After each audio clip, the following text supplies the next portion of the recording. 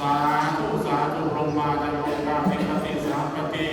กัลยัญญทิวรังมยาจตาสันติทาสัตตะปะริกาเสเสตุตัมมังอนุกัมปิมังปัจฉามินะโม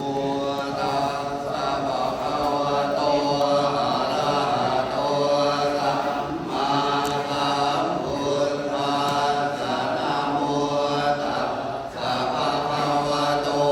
อะระหะโตสัมมาสัมพุทธัสสะนะโมตัสสะภะคะวะโตอะระหะโตสัมมาสัมพุทธัสสะกุศลธรรมาอกุศลธรรมาอัปปยากตาธรรมาสุขายเวทนายสัมปยุตตาธรรมาทุกขายเวทนายสัมปยุตตาธรรมาอตุกขมสุขายเวทนายสัมปยุตตาธรรมาวิปากาธรรมาวิปากธรรมธรรมาเทววิปากนาวิปากธรรมธรรมาอุปาทินทุปาทานิยาธรรมาอนุปาทินทุปาทานิยาธรรมาอนุปาทินนานุปาทานิยาธรรมาสัมปิเรอสัมปิเรสิกาธรรมาอสัมปิเรอสัมปิเรสิกาธรรมาอสัมปิเรอสัมปิเรสิกาธรรมาสัมมิกา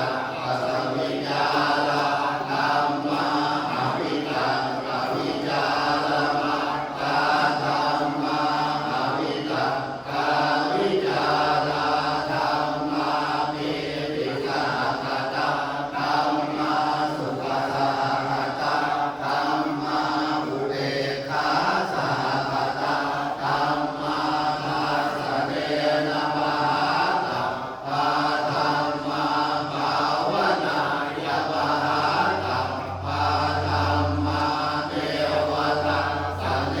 นะภาวนายะมหาตัพพะธรรมาทัสสะเน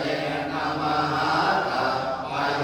ตุกาธรรมาภาวนายะมหาตัพพะเหตุกาธรรมาเทวทัสสะเนนะภาวนายะมหาตัพพะเหตุกาธรรมาอัจฉยคามิโนธรรมาอปัจจยคามิโนธรรมาเทวาจยคามิโนธรรมเอายัดไปข้างในเลยนะครับธรรมาเสกาธรรมาอเสกาธรรมาเทวเสกานาเส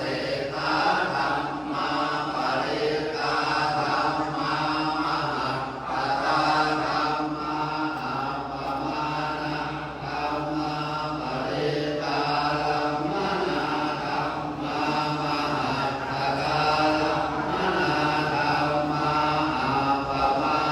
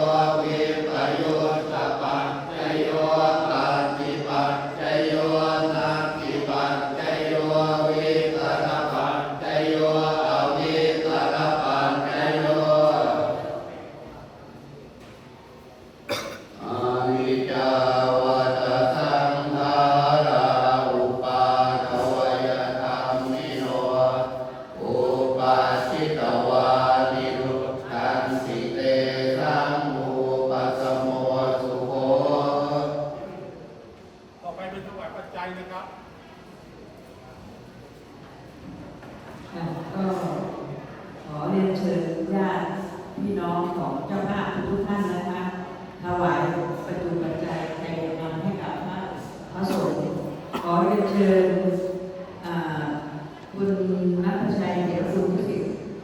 คุณลุงนะคะ แล้วก็คุณลุงวันนะคุณป้าเป็นบูญแล้วคุณป้าเอาไปทั้งหมดเอาทีเดียวเลยใช่ไหมคะขออบตไปศาลอะไรสุดเรียนเชิญค่ะคุณป้าสายฝนเกิดเพชรป้าออนโพเรียเรียนเชิญนะคะคุณป้าบุญฉันสิงห์คำสอนเรียนเชิญค่ะคุณลุงเพียรคุณป้าใจน้อยมาจากกรุงเทพเรียนเชิญครับน้ำเป้านักแขกเชิญเลยครับป้าเฉลาป้าเฉลาเรียนเชิญด้วยค่ะป้าแดงป้าแตนป้าหมอป้าสีป้าบุญฉันเรียนเชิญค่ะแม่จันทรแม่ขอโทษค่ะพ่อบุญจันทร์แม่จันทรเรียนเชิญด้วยค่ะคุณพ่อสุเกศคุณแม่นันนาถวายปัจจุปัจจัยเรียนธรรมให้กับพระสงฆ์ค่ะ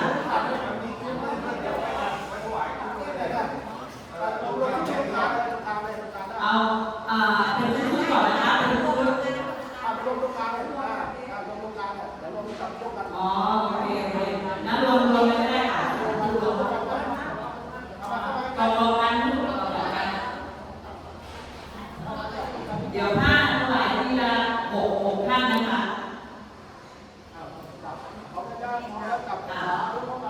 อนุโมทนาสาธุสาธุสาธุค่ะ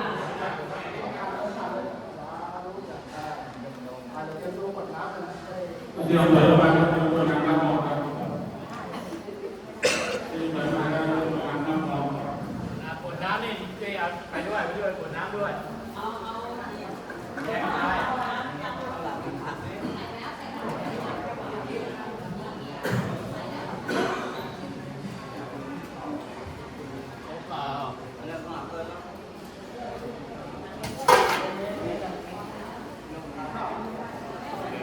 ลงไหมลงไม่ดีนะผ่านก่อนเองเตรียมตัวเลยครับ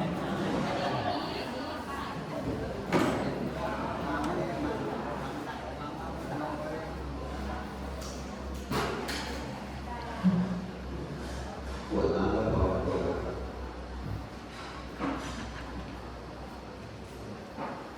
ยะถาวะริวหาปุราปริปุเรนติสาคลังเอวะเมวะอิโตทินังเปตานังอุตตปปะเตอิทิตังปฏิตังตุมหังคิปะเมวะสุจโตสัพเพปุเรนตุสัพพปาจันโทปนรโสยะถามณิโตติระโสยะถา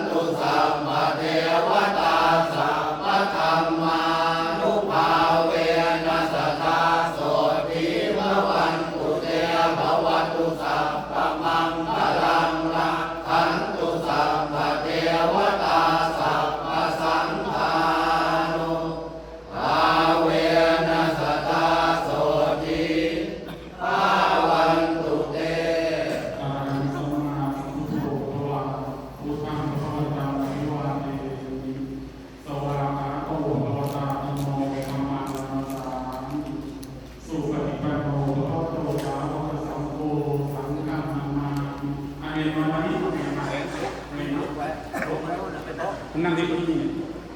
พี่นั่งต่อแล้วครับพี่นั่งต่อเนี่ย